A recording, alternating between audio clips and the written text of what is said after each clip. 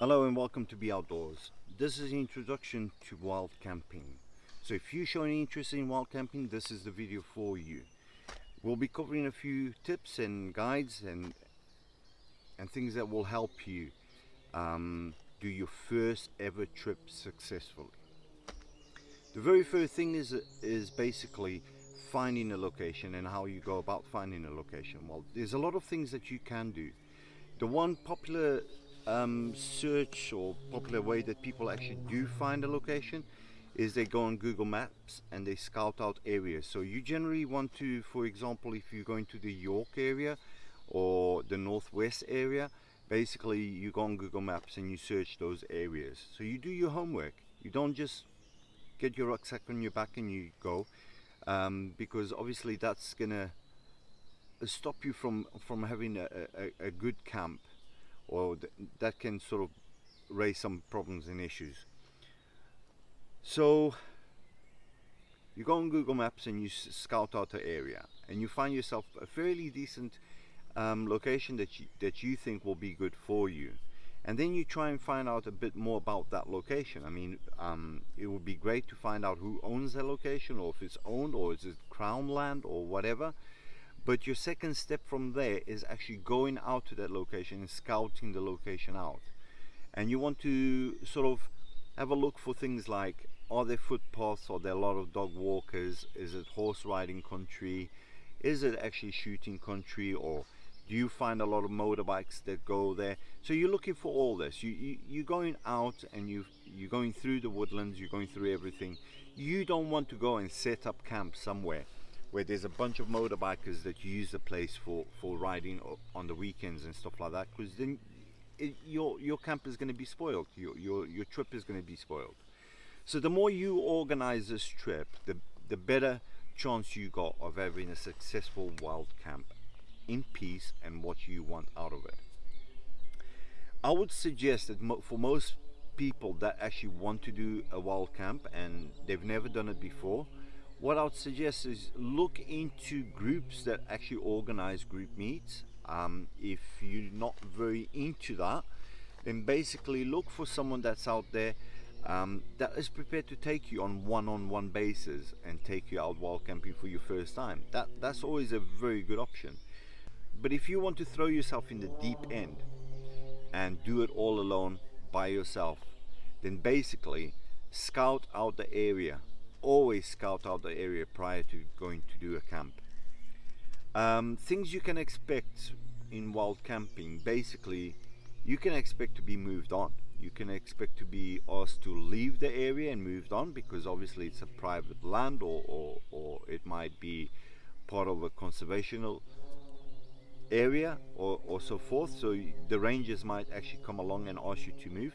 It's not a criminal offense, so basically it's not a trespass, so you're not trespassing on anybody's land, and the most that they can actually do is actually ask you to leave. Now this all depends on your demeanor and your response, because if you're gonna be hostile towards the person, the landowner or the ranger, then what can happen is they might actually call out the police and get the police involved to move you along. I've had incidents where basically people were asked to move on, and they sort of built up a conversation. They started having a dialogue with the landowner, and the landowner sort of retracted and said, oh well, okay, you can sort of stay until tomorrow and so forth, but please look after the place. So it's sometimes as well that landowners will actually charge you a small fee to camp on their land, and which is also nice, because you get to wild camp and you get to do it in peace, and you don't have any worries about being moved on or anything like that. So that's always another good option as well. The way I most encourage is, if you network with people and network around, you'll soon find out that there is a lot of landowners out there that will give you permission to camp on that land, as long as you keep the place nice, clean and tidy, and you do your bit as well. You go along, and if you see any rubbish, you pick it up and you take it with you, So therefore you're helping them, sort of looking after the property a little bit. Another great way is actually if you contact your local scout group, and scout groups normally have land which they go in and take the scouts on and so on.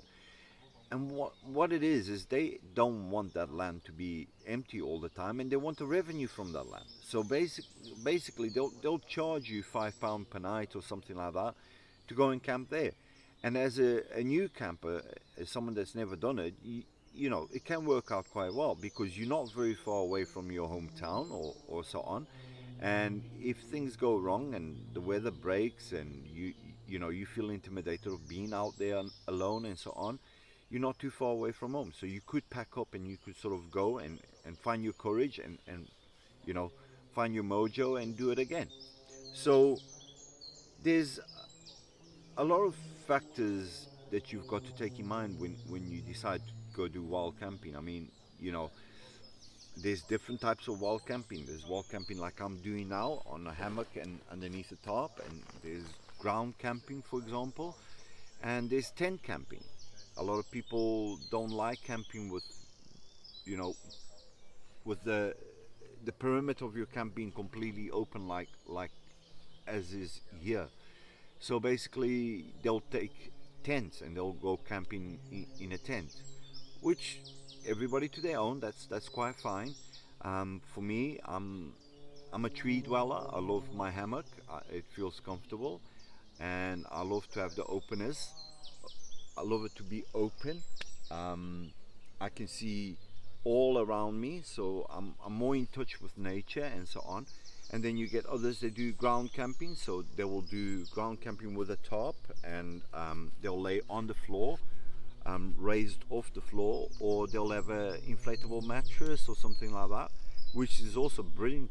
I do some of that as well, and there's nothing wrong with that, but you still got a field of view and you're still in touch with nature. Whereas if you're in a tent, you're sort of enclosed, so when you go in the tent, that's it. That's, you know, it's like being in a room. So for me, wild camping is more about this type of camping than camping in a tent. But like I say, each to their own, and you go and camp the way it makes you feel comfortable and the way you enjoy it. So gear is a big thing, and I'm not going to cover gear now in this video because I think there's too much to cover when it comes to gear, and it all depends as well on what type of wild camping you want to do. So if you want to do tenting, ground camping, or hammocking, there's all different types of gear. But the one thing that I will say in this video is do not go out and spend a lot of money on gear that you might not even use.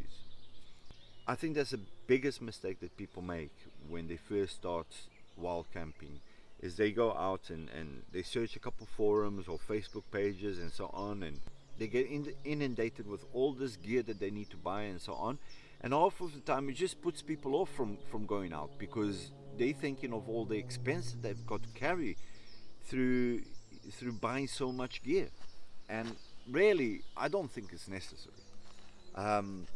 So don't go out and splash out on gear and everything like that. Do your research, and bare minimum is the best way forward.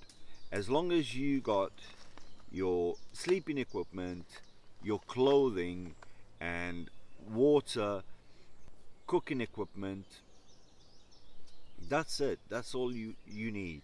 The biggest weight on you should be the knowledge you carry, not the gear you carry. So research is number one, scout out the area is number two, and number three is gear, which I'll be covering in a video right over here. So if you want to know exactly what you need for wild camping for every scenario that you have, hopefully I'll try and cover everything up in this video over here. So all the best with your new adventures, all the best, and welcome to wild camping, and I really hope that you're successful and that you enjoy it and that you carry on doing it. Lastly but not least, please do me a favor and just remember a few key things.